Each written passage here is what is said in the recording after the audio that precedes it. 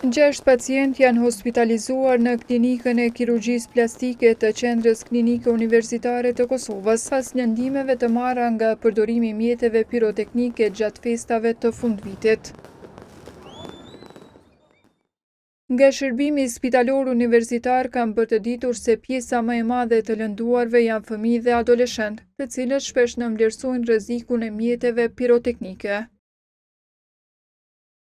Rastet e trajtuara në këtë klinikë kanë qenë kryesisht lëndime të duarve, veçanërisht të gishtrenjeve, të cilat në disa raste kanë përfunduar me amputime të pjesshme apo të plota, si dhe me dëmtime serioze funksionale të aparatit tendinoz. Po ashtu janë regjistruar edhe lëndime në regionin e fytyrës, të cilat kërkojnë trajtim të specializuar dhe mund të lënë pasoja estetike dhe funksionale afatgjate. Në natën e ndrimit të moteve, 55 persona kanë kërkuar trajtim mjekësor në klinikën emergjente të QKUK-s, si pasojë e lëndimeve nga përdorimi i mjeteve piroteknike.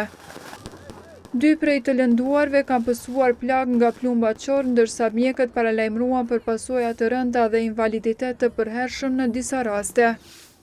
E nga klinika e kirurgjisë plastike u bën thirrje prindërve, kujdestarëve dhe institucioneve përkatëse që të rrisin kontrollin dhe ndërgjegjësimin lidhur me rreziqet e përdorimit të mjeteve piroteknike, veçanërisht nga fëmijët.